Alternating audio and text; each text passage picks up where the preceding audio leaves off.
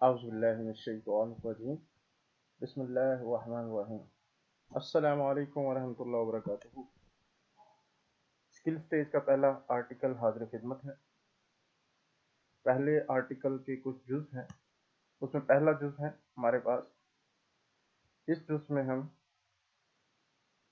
Federal board of revenue यानी FBR की website की सरकारी वेबसाइट उसका मुताला करने की कोशिश करेंगे और उसमें जो सहूलियात दी गई हैं उसका तारुफ हासिल करेंगे।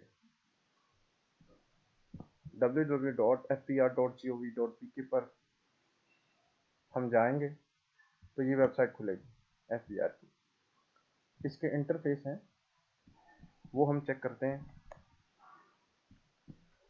सबसे पहले लेफ्ट पैन में आते हैं क्विक लिंक्स में।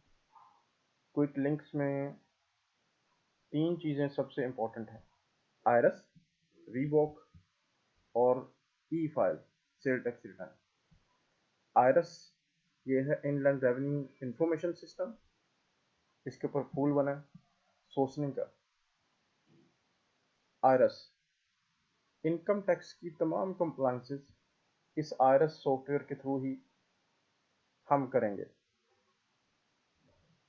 उसके बाद WeBOC web based one custom click import export के तमाम मामला इसी सॉफ्टवेयर के ज़रिए किए जाते हैं।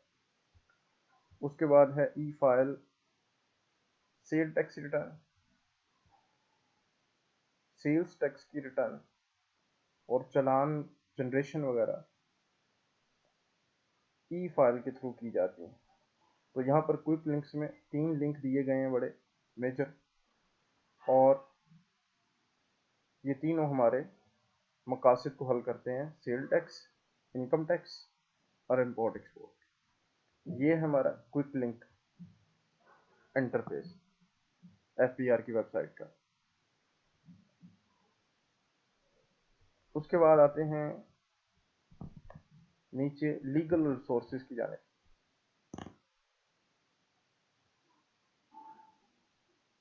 फेडरल बोर्ड ऑफ रेवेन्यू ने अपनी इस वेबसाइट में act, ordinance, rule, SRO, notifications, order, circulars और टैक्स फॉर्म वगैरह भी रखे हैं।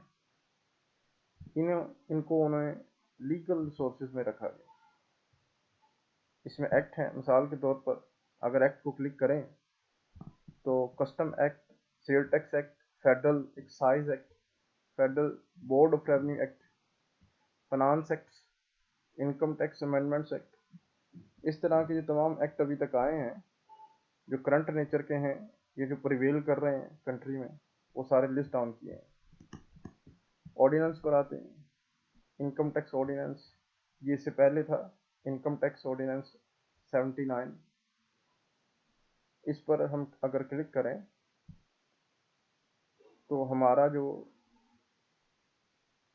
इनकम टैक्स ऑर्डिनेंस 2001 उसके तमाम पिछले वर्जन खुल जाएंगे। ये हमारा लेटेस्ट और अपडेटेड है। ये 30 जून 2017 यानी कि जून 2017 तक ये अपडेटेड है और 1 जुलाई से नाफिजुल अमल। यही हमारा अपडेटेड है 2017 का अगर देखें तो। अब हम जो कवानीन का मुताला करेंगे इनकी सरकारी वेबसाइट से ही डाउनलोड करेंगे, जैसा कि अभी मैंने आपको डाउनलोड करके दिखाया है। आप इसको सेव भी कर सकते हैं। सरकारी वेबसाइट के ही कवानीन से काम किया जाता है और इनको सरकारी वेबसाइट से ही डाउनलोड किया जाता है। फिर हम बैक में या होम पर आते हैं दोबारा।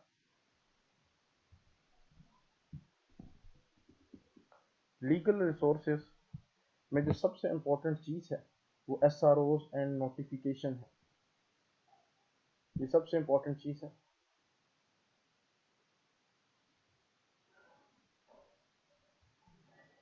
अब ये देखिएगा आप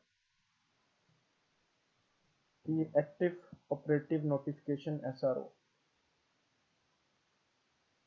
इंपोर्ट के सारे एक्टिव नोटिफिकेशन या SRO यहाँ पर आपको मिल जाएंगे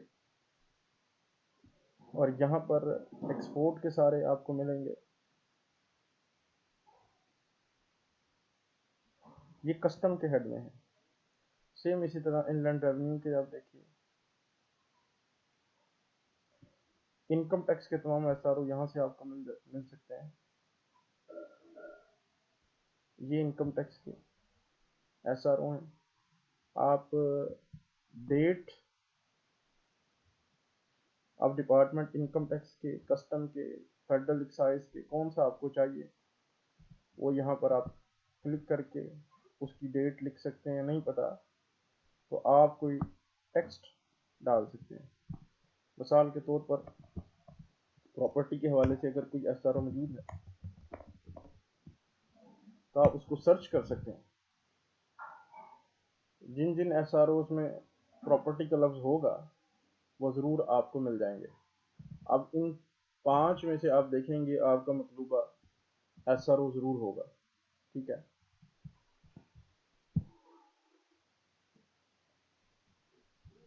इनको देखने और समझने का तरीका हम अगले आर्टिकल में ज़रूर पढ़ेंगे। इसके अलावा टैक्स फॉर्म्स हैं। टैक्स फॉर्म को क्लिक करेंगे तो इसमें इनकम टैक्स की जो रिटर्न एक्सेल में बना के उन्होंने दिखाई है वो आपको मिल जाएगी। हेल्प रिसोर्सेज लेफ्ट पैन में नेक्स्ट वाला है।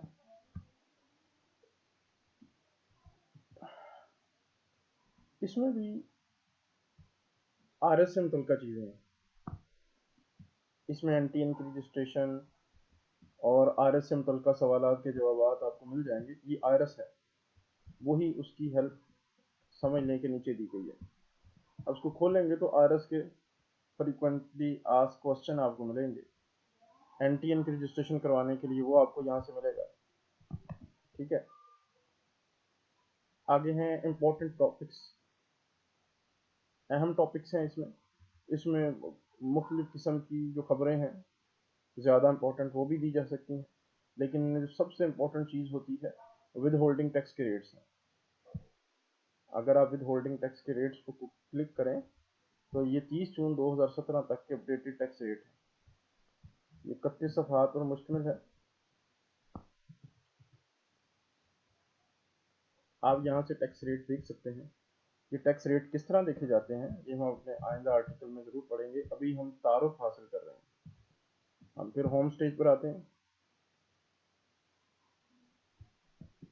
होम इंटरफेस पर दोबारा आते हैं तो इसमें इसके अलावा और कोई मालूमाती चीज़ नहीं है। हेल्प के तौर पर छोटी मोटी चीज़ें जैसे valuation of immovable property, tax directory, budget, ये जो रिसेंट होगा कोई भी वो इसमें आ जाएगा। अच्छा, अगले इंटरफेस में आते हैं एफबीआर के साइट के। ई सर्विसेज, ई सर्विसेज ई डॉट, ये वही वाला है जो इधर मैंने आपको बताया था। E file sale tax return here, ये वही चीज़ें हैं। इसमें आपका एनटीएन इंक्वायरी कर सकते हैं, एसटीएन इंक्वायरी कर सकते हैं। मिसाल के तौर पर अगर आप इस पर क्लिक करें तो यहाँ पर NTN, एफटीएन, free tax number, national tax number, अगर आप एनटीएन किसी कंपनी का दें यहाँ पर तो वो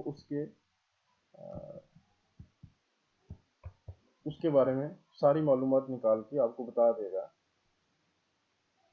एनटीएन को लिखना हो तो इस फॉर्मेट में लिखा जाएगा। सीएनआईसी है तो बगैर डैशेस के लिखा जाएगा। ठीक है, ये जो E F B are e.fbr.gov.pk पर हम गए हैं, इसमें मुख्तलिफ तरह की और भी सहूलियात है। मिसाल के तौर पर ई पेमेंट में आए तो यहाँ से चालान जनरेट होते हैं।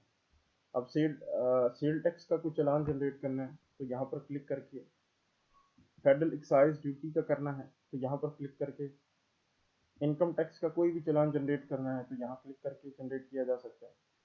इनकम टैक्स की एनुअल रिटर्न पहले होती थी, अब यहाँ से ख़त्म कर दी है। अच्छा, ये जो रिटर्न के साथ टैक्स जमा करवाया जाता है ये उसका चालान है। क्योंकि ये सारी ई पेमेंट्स हैं सेल टैक्स विद हेल्ड, अब ये काम नहीं करता। 1 जुलाई 2017 से अब सेल टैक्स की विद हेल्डिंग खत्म हो चुकी है। एस आर ओ 586/1/2017 उसके जरिए टैक्स ऑन इमूवेबल प्रॉपर्टी, जैसे हम जानते हैं कि CVT capital value tax immovable property के ऊपर लगा हुआ है, तो उसका अगर चालान जनरेट करना है तो यहाँ से हम जनरेट करेंगे। गो कि किसी टाइप का कोई चालान हो इन्हीं टैब में से किसी एक को सेलेक्ट करके हम वो चालान जनरेट करेंगे। चालान जो है वो बुनियादी किस्म का डॉक्यूमेंट है जिसमें हम टैक्सेस को जमा करवाते हैं। ये नेशनल बैंक में या स्टेट बैंक ऑफ पाकिस्तान में जमा हो सकता है। नेशनल बैंक की भी ब्रांचेस हैं डेजिग्नेटेड, हर ब्रांच में नहीं हो सकता। सर्च टैक्स पेयर बहुत ही इंपॉर्टेंट किस्म की ये सहूलत है। हम जानते हैं कि इनकम टैक्स में फाइलर और नॉन फाइलर को अलग अलग रखा गया है। अगर कोई अपनी रिटर्न को सबमिट करता है तो उसको फाइलर कहा जाता है, और जो नहीं करता, जस्ट एनटीएन नंबर लेकर छोड़ा हुआ है, उसको फाइल नहीं कर रहा, या फिर एनटीएन नंबर ही नहीं लिया और वैसे ही जिंदगी बसर कर रहा है, उसको भी हम नॉन फाइलर कह सकते हैं। तो अगर आप नॉन फाइलर हैं तो कोई चीज़ परचेज करेंगे या बैंक के साथ काम करेंगे या प्लॉट वगैरह परचेज करेंगे तो उसमें नॉन फाइलर वाले रेट लगेंगे आपको। तो जब भी कोई आपका टैक्स डिडक्ट करता है, अगर आप कंपनी हैं या एओपी हैं या आप इंडिविजुअल हैं, तो वो पहले चेक करेगा कि आप एक्टिव हैं कि नॉन हैं। अगर आप एक्टिव होंगे तो एक्टिव टैक्स पेयर वाले कम टैक्स रेट, कम टैक्स बर्डन आपको लगेगा। अगर आप non tax non active tax payer हैं तो फिर आपको ज़्यादा टैक्स चार्ज होगा। तो यहाँ से वो आपका ये देखता है। अगर आप इनकम टैक्स में देखेगा वो, तो यहाँ से देखेगा, इसको क्लिक करेगा,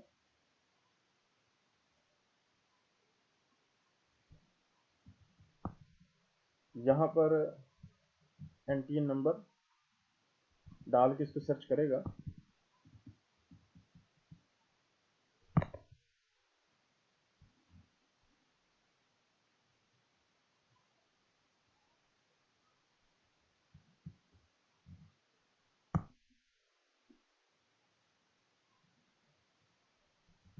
मिसाल के तौर पर ये जो सहूलत है एनटीएन चेक डिजिट, इससे मुराद ये है कि आपका जो एनटीएन है वो डैश के बाद मालूम नहीं है कि 7 है, 1 है, 5 है, 6 है। तो यहाँ पर आप इनकम्प्लीट आखिरी डिजिट के अलावा लिखेंगे, यहाँ आप एंटर इमेज करेंगे, सर्च करेंगे, तो वो फुल आपका एनटीएन नंबर आपको मिल जाएगा यहाँ से।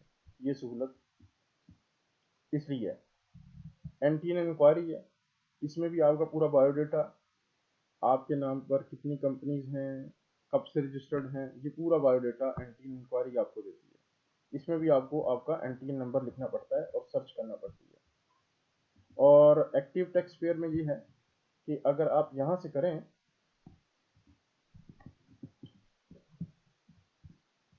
जस्ट एनटीएन नंबर लिखें और ये कैप्चा इमेज लिखें और सबमिट करें, तो आपको बता देगा कि आप एटीएल में हैं कि नहीं, एक्टिव टैक्स पेयर लिस्ट में आपका नाम मौजूद है कि नहीं।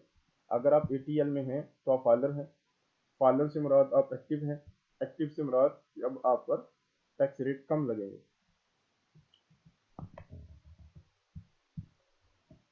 e.fbr.gov.pk पर अगली सहूलत का नाम है वेरिफिकेशन। बहुत ही इंपॉर्टेंट किस्म की ये एक सहूलत है। इसमें दो सहूलियात दी गई हैं, एक वेरिफिकेशन के नाम पर है डॉक्यूमेंट, और दूसरा नोटिस वेरिफिकेशन। आपको किसी टाइप का भी कोई नोटिस आता है, एफबीआर की जानिब से मौसूल होता है, तो ये वाला नोटिस, उसके ऊपर एक बार कोड लगा होगा। बार कोड को यहाँ एंटर करें और सबमिट सर्च कर लें, तो पूरा नोटिस यहाँ पर शेयर हो जाएगा। अगर ये वही वाला नोटिस है तो फिर ये ओरिजिनल नोटिस होगा, अदरवाइज फेक भी हो सकता है। ज़रूरी नहीं कि फेक हो, ओरिजिनल भी हो सकता है। लेकिन अब एफबीआर ने अपने मुलाजमीन को बार कोड वाला नोटिस सर्व करने का ही कहा गया कि वो बार कोड के अलावा दूसरा नोटिस नहीं सर्व कर सकते। लेकिन छोटे शहरों में अभी भी बार कोड के बगैर ही नोटिस भेजे जा रहे हैं। ऑनलाइन डॉक्यूमेंट वेरिफिकेशन, आपने कोई भी चालान जमा करवाया है किसी टाइप का, आप उसका बार कोड दें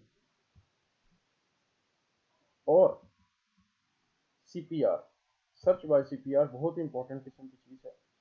कंप्यूटराइज्ड पेमेंट रसीट नंबर, जब आप चालान जनरेट करते हैं, जो मैंने आपको यहाँ से बताया था, income tax, sale tax, FED का व्हाट्सएवर, जब वो जनरेट होता है और उसका प्रिंट निकाल लेते हैं, उसके ऊपर एक PSID नंबर होता है।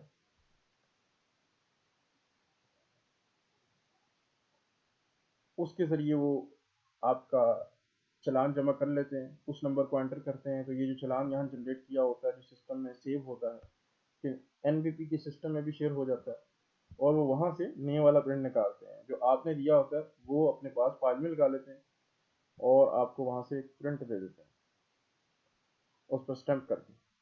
तो उसके ऊपर एक नंबर आता है CPRN नंबर, जो कि बड़ा सा होता है नंबर। अब वो चालान आपका जमा हो गया, आपने ये देखना है कि वाकई आया कि ये ओरिजिनल चालान हुकूमत पाकिस्तान के एक्सचेकर में पैसे चले गए हैं। तो वो जो नंबर है CPRN, computerize payment receipt number, वो यहाँ एंटर करके सर्च करेंगे तो वो सारे का सारा जो चालान जो आपने सबमिट किया था वो यहाँ शेयर हो जाएगा। आप उसको डाउनलोड भी कर सकते हैं। तो ये सहूलत बहुत कारगर है, ख़ासतौर पर FBR वालों के लिए भी, कि वो आपकी असेसमेंट के दौरान ये चेक करना हो कि आपने आया कि टैक्स जमा करवाया कि नहीं। आपसे चालान का CPRN नंबर पूछते हैं, आप उनको CPRN नंबर बता देते हैं और यहाँ से जाके इसको सर्च कर लेते हैं और पूरे का पूरा चालान वहाँ शेयर हो जाता है और वो डाउनलोड भी कर सकते हैं, जिससे वो वेरीफाई कर लेते हैं कि वाकई आपने टैक्स जमा करवाया। तो यहाँ से डॉक्यूमेंट्स में चालान और नोटिस वेरिफिकेशन के लिए जो नोटिस वो सर्व करते हैं उसको वेरीफाई किया जाता है। ये सहूलियत सबके लिए आम है।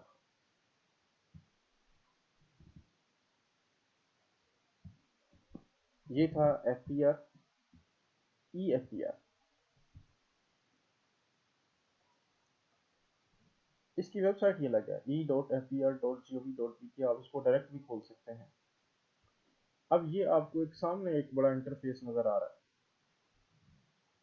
उसके ऊपर लिखा है e file, sale tax and FED return. आपने नॉलेज स्टेज में किताबचे में ज़रूर पढ़ा था कि सेल टैक्स की रिटर्न के साथ FED में भी अगर रजिस्टर्ड हैं तो FED और सेल टैक्स की एक ही रिटर्न होती है। ठीक है, मिसाल के तौर पर मैं आपको ये लॉगिन करता हूँ, ये फर्स्ट इंटरफेस में यही आता है। ये तो ऊपर से सहूलियात, मुख्तलिफ सहूलियात है,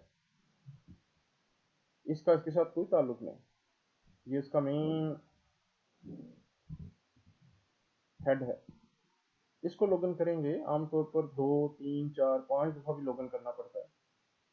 ये सिक्योरिटी मेजर हो सकते हैं FPR के, जो पहली दफ़ा में कम ही होता है। ये देखें, अभी लॉगिन किया है तो डिस्क्रिपेंसी इंफॉर्मेशन आ गई है। इससे ये मुराद है कि सेल टैक्स की रिटर्न फाइल करते वक्त जिन लोगों को हमने कस्टमर डिक्लेयर किया है उन्होंने हमें सप्लायर डिक्लेयर नहीं किया अभी तक। तो सेल टैक्स की रिटर्न में अभी डिफरेंसेस मौजूद हैं। जो अपनी सेल बता रहे हैं वो परचेज नहीं बताई कुछ लोगों ने, तो वो ये कह रहा है कि उन लोगों के साथ मिलकर बैठ कर इन डिफरेंसेस को ख़त्म करें। जैसे ही आप लॉगिन होते हैं वो आपको मशवरा दे देते हैं। अब ये उसका अंदर का अंदरूनी इंटरफेस है। इसमें अंदर से भी, अभी तो बाहर से ई पेमेंट मैंने आपको दिखाई थी E.fpr पर, लेकिन लॉगिन करने के बाद ही आप अपना चालान जनरेट कर सकते हैं। लेकिन इस चालान का ये फ़ायदा होगा कि ये आपके इंटरफेस में सेव रहेगा।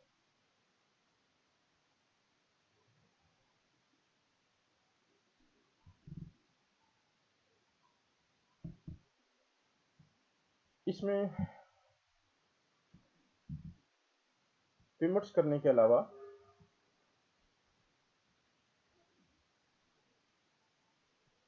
आप सेल टैक्स की रिटर्न फाइल करते हैं। 2012 के बाद आज तक सेल टैक्स की रिटर्न इसी पोर्टल पर फाइल की जाती है। इनकम टैक्स की रिटर्न होती ज़रूर थी, लेकिन अब IRS पर चली गई है, लिहाजा पुरानी रिटर्न तो यहाँ सेव होंगी, यहाँ से देखी भी जा सकती है। लेकिन नई रिटर्न अब हम IRS पर ही करेंगे। 2013 तक थी, 2000 टैक्स ईयर 2013 ये रिटर्न पड़ी है, इसको ओपन करके देखा भी जा सकता है, लेकिन इसके बाद कोई रिटर्न मौजूद नहीं है। डिक्लेरेशन में जाके अब सिर्फ सेल टैक्स की रिटर्न इस पोर्टल पर होती है, या आपने चालान बनाना है तो चालान बनाने के लिए आते हैं, तो यहाँ पर इसको क्लिक करके सेल टैक्स की रिटर्न फाइल की जाती है। इसके अलावा क्रिस्ट है, ई फोल्डर है, ये मालूमाती चीज़ें हैं। मिसाल के तौर पर इलेक्ट्रॉनिक फोल्डर पर क्लिक करेंगे हम,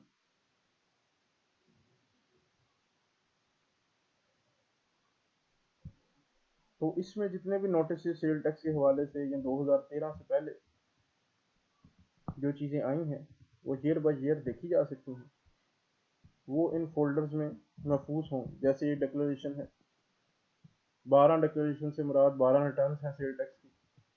एक्नॉलेजमेंट हैं, ये सबमिट करने के बाद एक्नॉलेजमेंट वो देते हैं, रिसीविंग कह सकते हैं इसे आप। गाइडलाइंस हैं, डीमोस हैं, वीडियो, ये पुराने पड़े हुए हैं, आप जानते हैं कि एफईआर इन चीज़ों को अपडेट नहीं करता इतनी जल्दी। उसके अलावा क्रिस्ट है, ये एक बिल्कुल ही नई वेबसाइट खुल जाएगी।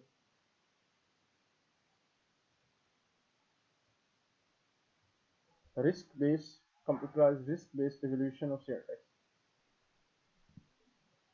इसमें भी वही जो डिस्क्रिपेंसीज होती हैं, यानी कि आपने कस्टमर डिक्लेयर किया और उसने आपको सप्लायर डिक्लेयर नहीं किया सेल टैक्स की रिटर्न में, तो ये वो चीज़ें, इसको भी हम जब सेल टैक्स की रिटर्न सीखेंगे अगले आर्टिकल्स में, तो ये उसमें हम इसको कवर अप करेंगे।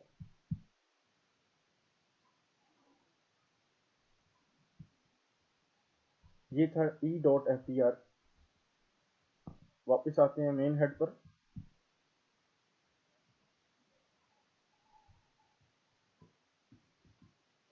ये था हमारा e.fdr.gov.pk, जिसके ऊपर हमने टैक्स के चलान और सहूलियात वो देखी थी, कौन कौन सी एफडीआर की।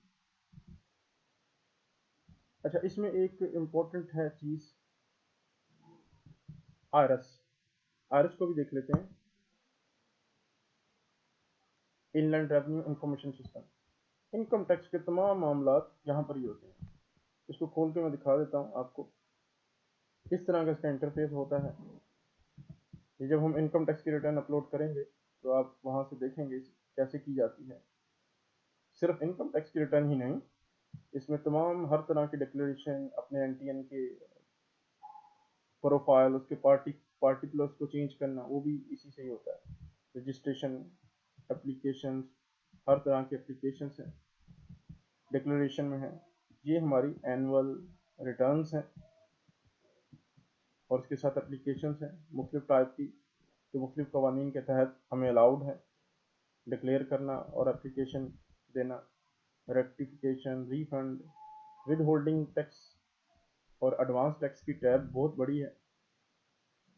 इसमें ये मुख्तलिफ फॉर्म्स हैं, एप्लीकेशंस हैं, बाकी सारी, इन सब का इस्तेमाल हम सीखेंगे इंशाअल्लाह। ये तो सिर्फ उसका आप इंटरफेस मुलाजा कर रहे हैं। ड्राफ्ट है, इसमें वो डिक्लेरेशंस या एप्लीकेशंस या फॉर्म वगैरह होंगे जो भी प्रोसेस नहीं हुए। इनबॉक्स है, इनबॉक्स में चीज़ें एफबीआर की जानिब से खतूत वगैरह आते हैं। आउटबॉक्स हैं, जो ऐसी चीज़ें जो आपकी मानी नहीं गई अभी तक। मिसाल के तौर पर आप एक्सटेंशन फाइल करते हैं, उन्होंने नहीं मानी आपकी एक्सटेंशन, वो इसमें आ गई। कंप्लीटेड टास्क हैं, सबमिशन कर देते हैं। सबमिट होने के बाद अपने 3 डिक्लेरेशन यानी कि रिटर्न्स, 3 आपके ऑडिट हो चुके हैं सेल्फ असेसमेंट स्कीम के थ्रू, और इसके अलावा जेन्युइन ऑडिट भी अगर हुए हैं तो वो भी इसमें आ जाएंगे। विद होल्डिंग एडवांस टैक्स की कंप्लाइंसेस की हैं 26, वो आ गई हैं। रजिस्ट्रेशन टैब आपके, कि आपने अपने प्रोफाइल चेंज किया था, वो भी इसके अंदर आ गया। इसको लॉग आउट कर सकते हैं आप।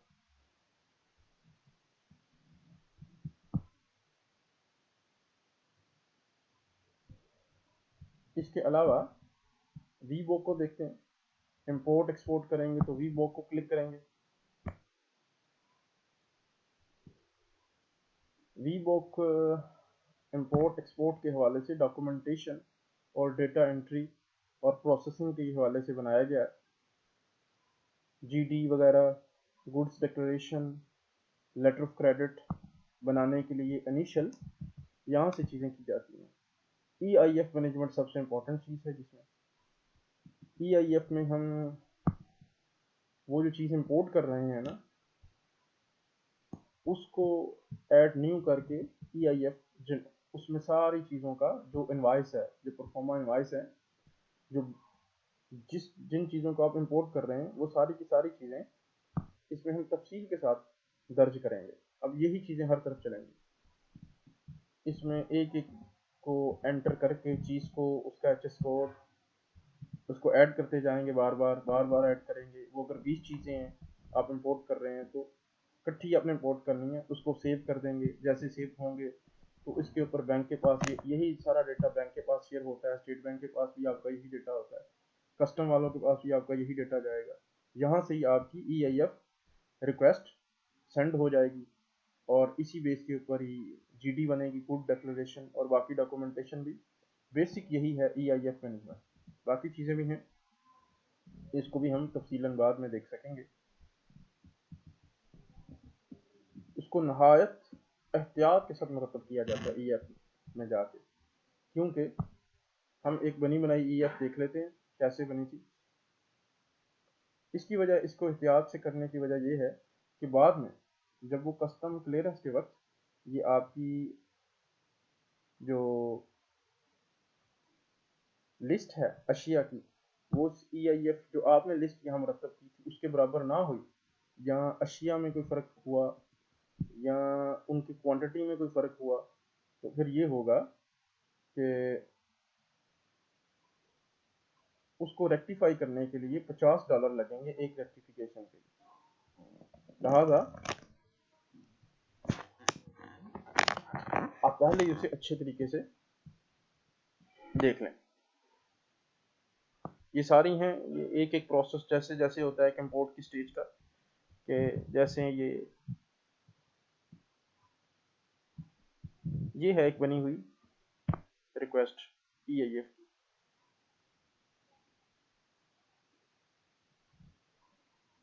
वो हम देख लेते हैं।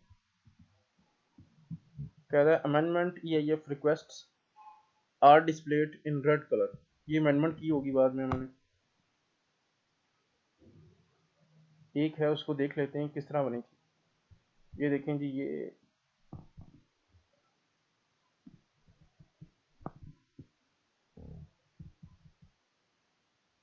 इसमें एक एक चीज़ को ऐड किया उसने बाद में।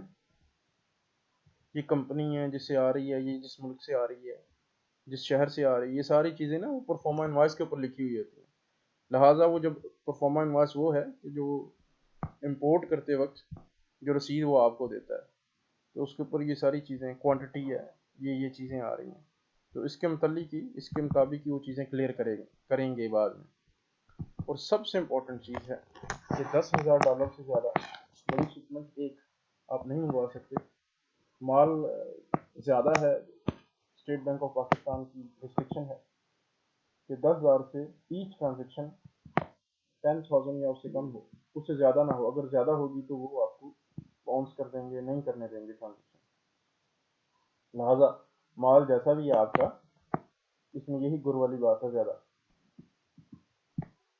आप उसको 2 हिस्सों में बनवा के ले आए, जितने मर्जी पीसेस में। पेमेंट आप 10,000 करके दे सकते हैं, चाहे $1,00,000 की भी पेमेंट है।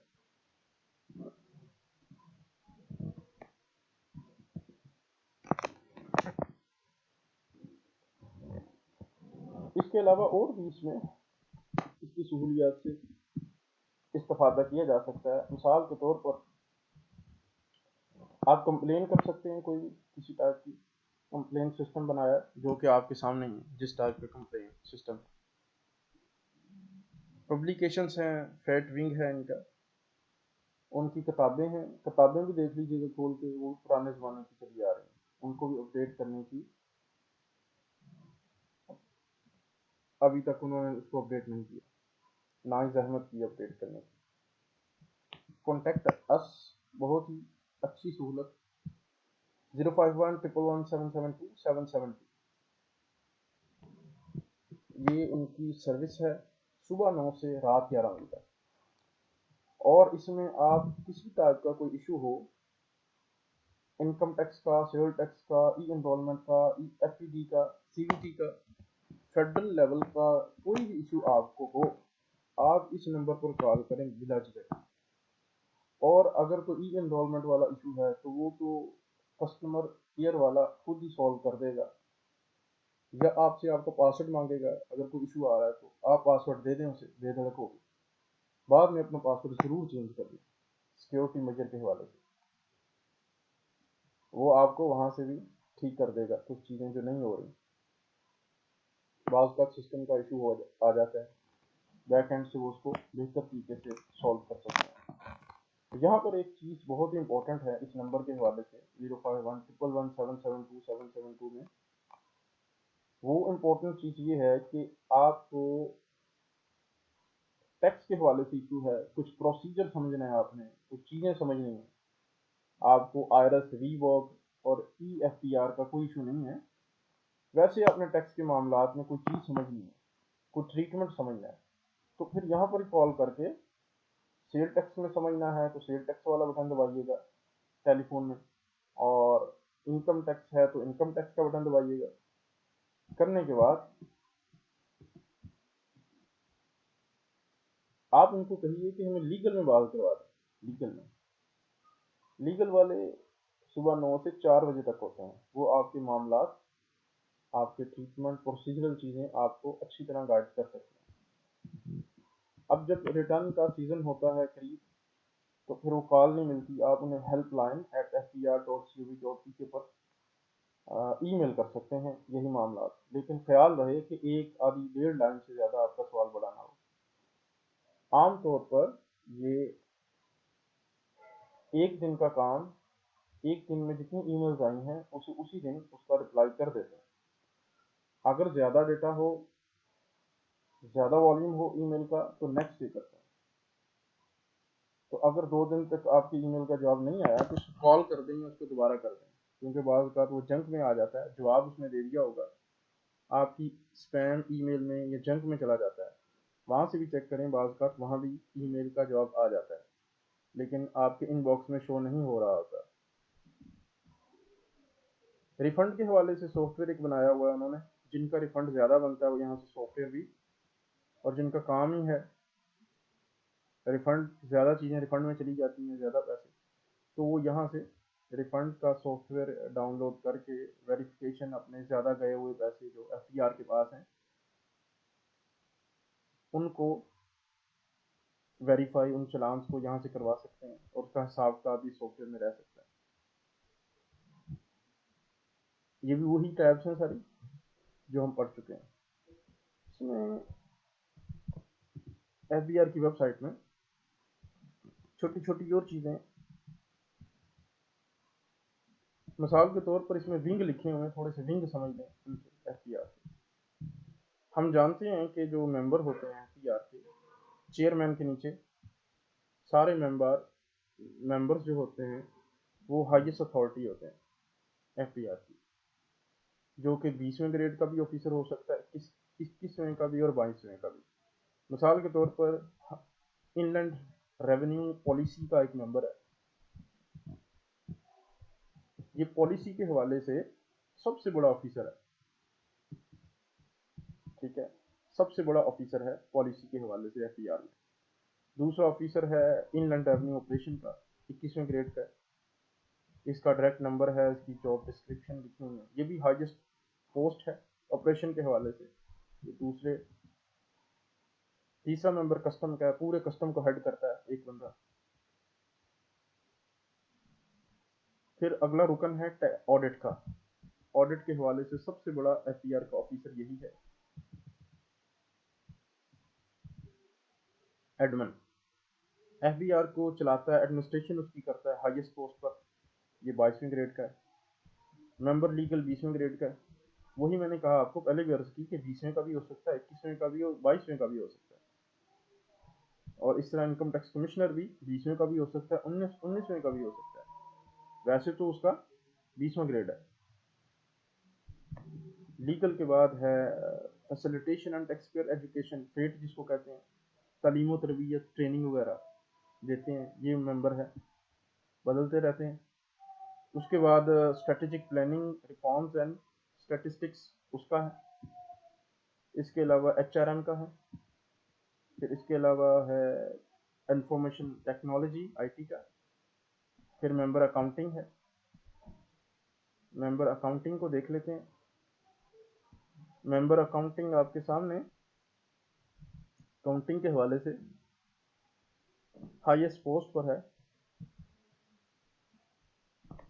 और उसके बाद है research analysis reforms, member FPR. तो ये जो 10-11 मेंबर्स आपके सामने हैं, इन्हीं को मिलकर ही एफपीआर बनता है और इसके ऊपर एक चेयरमैन होता है। ठीक है जी। तो ये था हमारा इंटरफेस पहले आर्टिकल का, जिसमें हमने सिर्फ इलेक्ट्रॉनिक सहूलियात जो online services federal board of revenue ने हमें दी हैं, उसको उससे इस्तेफादा हासिल करने की का तारुफ हमने हासिल किया है। न्यूज़ सबसे इम्पोर्टेंट चीज़ है मालूमात के हवाले से। मालूमात, अगर आपने इस वेबसाइट के बारे में कहा जाता है कि ये अगर आपने आज सुबह उठकर 9 बजे 10 बजे आज की वेबसाइट एफपीआर की विजिट नहीं की, तो लिहाजा आज की डेट में आपका जो नॉलेज है वो अपडेटेड नहीं है, आपके जो टैक्स कवानीन हैं वो अपडेटेड नहीं है। इनकी सरकारी वेबसाइट से आप जो न्यूज़ चल रही हैं, जैसे ये चल रही है, इसको पढ़ें। ठीक है जी। सर्कुलर आए हैं, रिटर्न आई है, कोई ऐलान वगैरह है, कोई डायरेक्टरी है, इस टाइप की कोई भी चीज़ें हैं, उससे अपने आप को अपडेट रखें, क्योंकि टैक्स कंसल्टेंसी अपने आप को अपडेट रखने के बगैर नहीं हो सकती। ठीक है, आप बिल्कुल ज़ीरो हैं उसके बगैर। लिहाजा आप एफबीआर की वेबसाइट ख़ास तौर पर जो न्यूज़ हैं उनको आप देखें, सुनें। और इसके अलावा इनकी ट्रेनिंग्स वगैरह टैक्स बार भी करती, Karachi tax bar, Lahore tax bar, free of cost भी प्रोग्राम होते हैं एक एक दिन के, आधे दिन के। खास तौर पर लाहौर टैक्स बार में सिर्फ मेंबर्स ही नहीं, नॉन मेंबर भी शमूलियत इख्तियार कर सकते हैं, उनको नहीं रोकते वो। इस तरह कराची टैक्स बार में होगा, बड़ी टैक्स बार में होता ज़रूर है। तो ये है हमारा एफपीआर का इंटरफेस।